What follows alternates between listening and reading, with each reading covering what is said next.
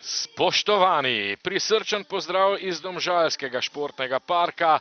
Pred nami je seveda tekma prve lige Telemach, druga v 13. krogu. Radomlje v Domžalah gostijo Koper, obračun sedmouvrščenih Mlinarjev, torej proti Kopru, ki je nekoliko višje na 4. mestu, toda tole je seveda še nepopoln krog. Doslej torej odigrana ena sama tekma, včeraj v Kidričevem v Šumi Aluminij Bravo 1-3, preobrat Ljubljančanov po zaostanku z 1-0, še naprej Bravo igra odlično in je najbližji zasledovalec vodilnih Celjanov na lestvici. No in zdaj je priložnost za Koper v protinapadu prek Manserija, ki je bil za trenutek ustavljen, nato pa Matondo, Ruedl in Manseri gre sam proti vratom, Manseri in brani samo Pridgar, no potem pa tudi dvignjena zastavica. Zdaj je Vokič, dober predložek, Žaler do strela, ki ni bil posebej močan, ampak zato toliko bolj natančen. Izvedel, kot kaže, Pogačar. Ja, kratka žoga, kratka podaja do Vokiča. Odbijajo Koprčani, Mamić vrača v kazenski prostor, Tomi Jurič najvišji v skoku, toda spet odbita žoga pri Radomljanih in v ofsajdu je bil Žan Žaler. In zdaj Gnjatič, znova Vokič, lepo za Mariniča, Marinič podajo, priložnost in kaj je zdaj obranil Metod Jurhar, z glavo je streljal Kušiča. Tule so zdaj Radomljani zapravili žogo, Matondo in odbija Pridgar v kot. Zelo. Iličić pa je tisti, ki bo zdaj slejko prej izvedel prosti strel, čeprav je pripravljen tudi Tomi Jurič, zanimivo. Ja, vendarle Jurič in obramba Pridgarja. Gre na desno stran do Mamića, Mamić pa zdaj Vokič, še vedno Vokič, ponovno Mamić,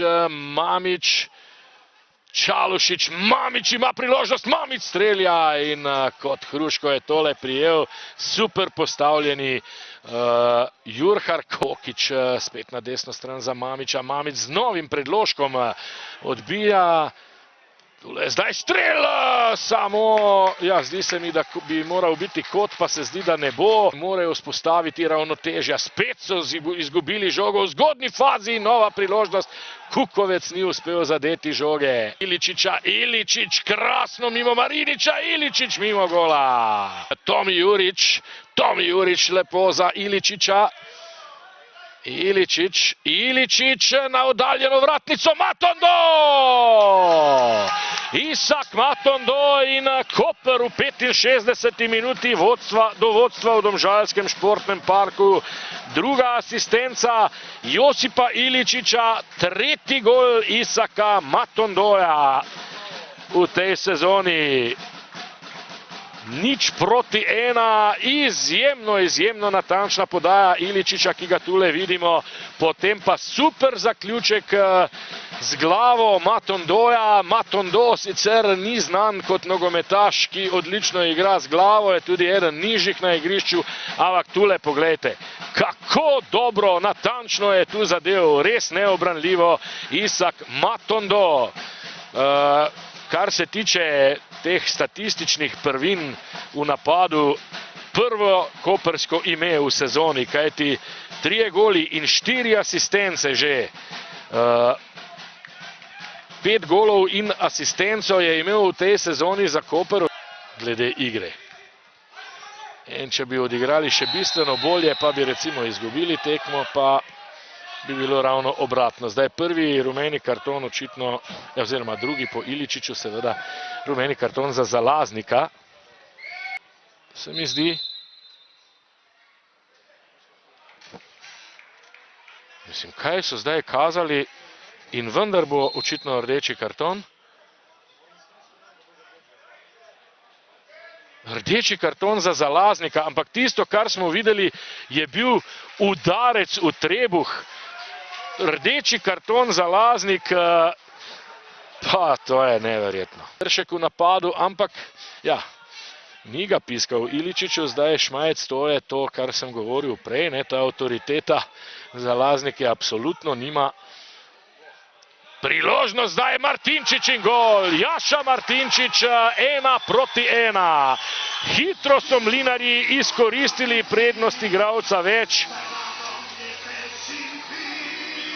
75. minuta izenačenje.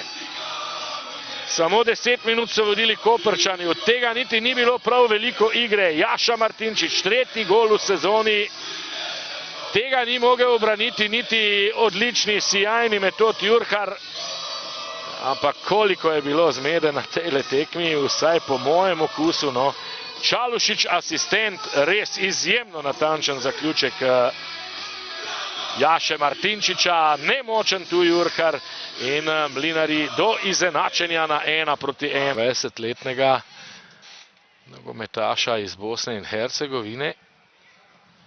Zdaj priložnost, kakšna obramba ponovno Jurharja, Krapuhin ostaja brez gola. Ko blizu svojemu prvenstvenemu prvencu v dresu Mlinarjev je bil zdaj Krapuhin.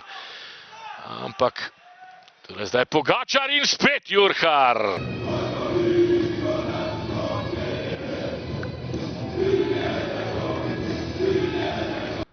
Gospod Trenčovski, ponovno točka po zelo dobri predstavi, sploh prvi polčas so se že takole, preden se je kamera prižgala, pogovarjala, da to je bila napadalno zelo dobra predstava, ampak manjkalo je tisto, kar u nogometu jedino šteje, goli. Tako je, znači kad pogledaš statistiku na kraju, kad vidiš koliko si udarca upatio prema gola i koliko su bili u okviru gola, onda ti fali to još jedan gol. Ne znam, tamo prvo poluvreme oni su imali jednu šansu, to je bilo kad je bio offside-a, onda smo mi možda imali 4-5 šanse da damo taj gol, ali ja ću da kažem samo hvala mojim fantijama, mojim igračima, zato što su pružili ono što smo tražili. Znači, tražili smo to, igrali smo, znam da smo se potrošili u prvo poluvreme, pričali smo na poluvremenu da će nam biti malo teže u drugo poluvreme, jer kad radiš onaj visoki pritisak to iscrpljuje, pa onda želiš da dominiraš, pa da zadržiš loptu više u protivničkoj polovici. U svakom slučaju moraju oni izaći sa dignutim glavama. Kad su oni sve odradili, onda ja moram da budem sretan. Nisam sretan zbog rezultata, da je 1-1, jer smo uzeli samo jednu piku, ali sretan sam zbog igra koje su prikazali igrači i opet ću da kažem, neka krenu glavu, moramo nastaviti tako. Moramo nastaviti tako ako želimo da uzmemo što više boda. Ko ste govorili o tem padcu v drugem polčasu, vseeno verjetno tudi zadovoljiva reakcija po zaostanku.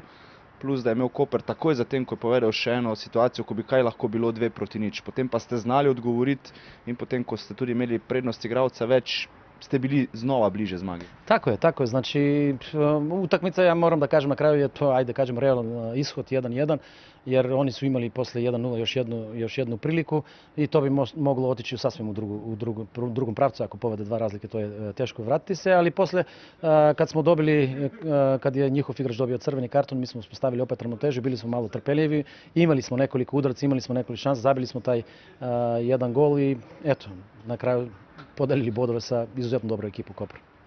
Kako potem, če pogledava za naprej, kako pripraviti ekipo, da zdrži še dlje časa, kot pa samo prvi polčas, ki ga je pokazala proti Kopru?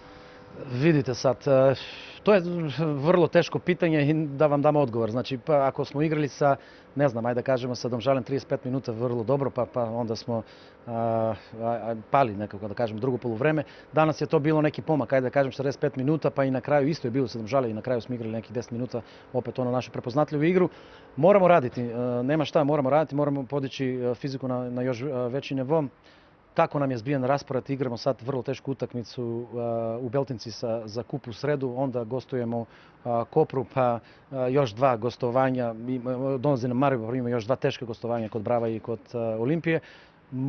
Moramo se potruditi da uhvatimo tu pauzu opet posle Maribora, da malo podignemo taj fizikus, ali ja sam zadovoljan.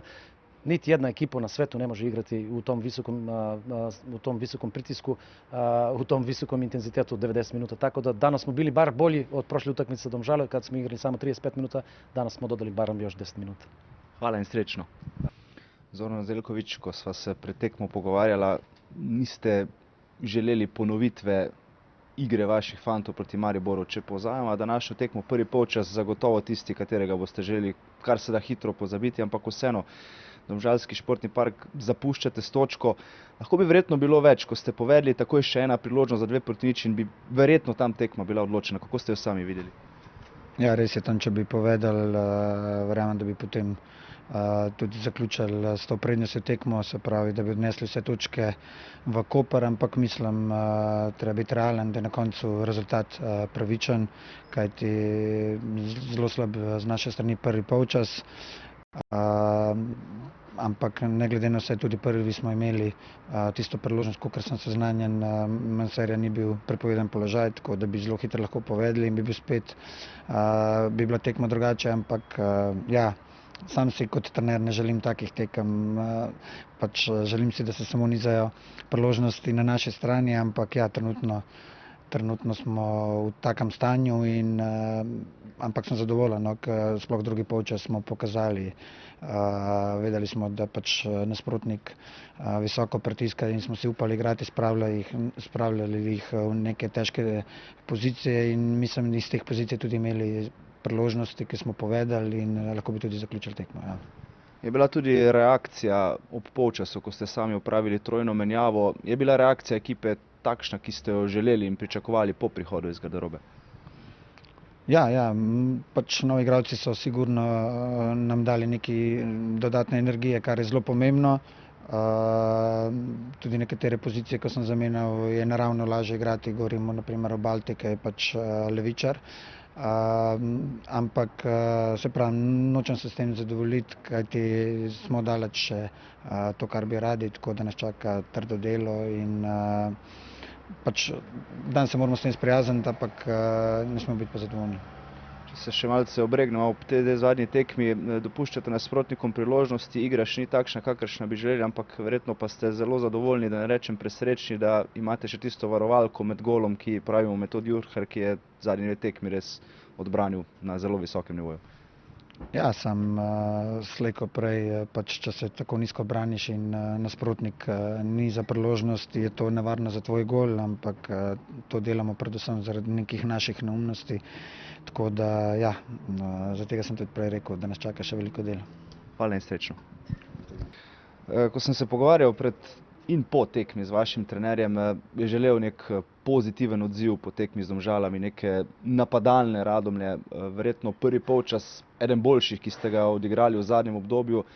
Težava je bila ta, da gola niste znali zabiti, ampak je verjetno to pozitivno ogledalo za naprej. Ja, res je. Prvi polčas smo bili res dominantni, mogoče nam je zmanjkalo malo sreče pri zaključku, drugače pa prvi polčas smo šli super v tekmo. Ja. Če bi se obregnili potem na drugi polčas, kaj se je tam zgodilo? Trener je omenjal, da 45 minut na takšnem nivoju, kot ste odigrali prvega, terja svoj davek, da je pričakoval, da boste padli, ampak vseeno reakcija je bila dobra, znašli ste se v zaostanku, prišli do točke, morda bili celo nekaj malega oddaljeni v treh, potem ko so Koprčani imeli igralca manj. Ja, res je, jaz mislim, da smo si zaslužili 3 točke. Tako kot sem že prej rekel, da nam je v zaključku zmanjkalo malo koncentracije, malo mogoče sreče. Drugi polčas, šli smo tudi prvi polčas visok pritisk, smo pritiskali in drugi polčas seveda je težko kot napadalec teči toliko veliko in smo pol opravili neke menjave in prišli do zadetka, na koncu mi je pa zmanjkalo malo sreče in to je to. Pa je ta prvi polčas pa nasplošno zadnji dve tekmi z neki temi trenutki pritiska dobro vodilo za naprej, da se lahko Radomljani kosajo z najboljšimi, da lahko igrajo napadalen, atraktiven nogomet, samo če se tista učinkovitost še popravi? Ja, seveda. Jaz mislim, da igramo enega boljših nogometov v ligi, sploh prvi polčas zdaj smo pokazali danes in tudi na tekmi proti Domžalam. Samo še malo nas zmanjka v zaključku in da se samo še to popravimo, zabijemo in mislim, da smo lahko pri vrhu. Za konec, je točka unesla vseeno dovolj pozitivne energije v garderobo pred pomembno pokalno tekmo? Ja, seveda, tudi s točko smo nekako zadovoljni, ampak šli smo s ciljem, s 3 točkami smo šli v tekmo. Hvala in srečno. Hvala. Ko sem se pred začetkom tekme pogovarjal z vašim trenerjem, ni želel predstave kot proti Mariboru, želel si je rezultata kot proti Mariboru. Zdaj, če pozajama tekmo, prvi polčas bo verjetno šel zelo, zelo hitro v pozabo. Radomljani so bili podjetnejši, imeli priložnosti, ampak ste nekako zdržali, povedli, takoj za tem priložnost za 2-0, ki bi verjetno tekmo odločila v vašo korist. Kaj se je potem zgodilo vmes, da so se Radomljani lahko vrnili, če izvzamemo tudi rdeči karton na vaši strani? Ja, se absolutno strinjam z povedanim. Tako tudi kot proti Mariboru, tudi tokrat se mi zdi, da še nismo čisto osvojili vseh idej, ki jih trener od nas pričakuje. Nekako v celoti, predvsem v fazi obrambe se mi zdi, da imamo še velike rezerve, ker so stvari lepo dogovorene, lepo postavljene, ampak se še to ne kaže na igrišču. Tako da ja, povedali smo, na to pa Radomlje so pa zelo igrivi, zelo sproščeni, igrajo res dober nogomet in smo imeli s tem veliko težav. Ampak vseeno, če sta to dve slabi predstavi, ki jo tudi omenja vaš trener, pa vseeno 4 točke imate v tem obdobju, verjetno je to vodilo za naprej, da kot ekipa lahko rastete, ko boste, kot ste tudi sami dejali, še bolj dojeli trenerjeve ideje. Ja, sigurno, veliko lažje je tudi naprej delati iz tedna v teden, če glede na to, da smo na 2 tekmah osvojili 4 točke, precej težje in precej manj sproščeno bi bilo, če bi recimo obe tekme izgubili. Tako da ne glede na prikazano smo lahko, mislim, da oziroma glede na prikazano, mislim, da smo lahko z rezultati na 2 tekmah nekako zadovoljni, vsekakor pa imamo še pa ogromno rezerve v fazi napada in pa v fazi obrambe.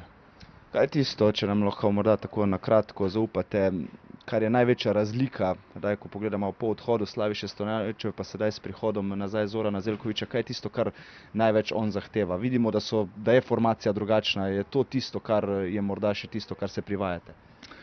Vsak trener ima neke svoje zahteve, neke svoje zakonitosti, neka svoja pričakovanja. Pozna se, tako je to ponavadi praksa, da se z novim trenerjem v ekipo vnese neke nove svežine, neke dodatne energije. To se tudi pri nas kaže, ker mislim, da vseeno, kar se tiče odnosa, kar se tiče pristopa, mislim, da kažemo precej dobro podobo. Ampak je pa res, da je zdaj v detajle ne bi šel točno kaj pa kaj, ker bi lahko o tem predolgo govorili. Ampak mislim, da ja, no, je precej sprememb, precej drugačnih zahtev in rabimo še nekaj časa, da se na to prilagodimo in upam, da bomo čim prej osvojili vse ideje. Hvala in srečno. Hvala.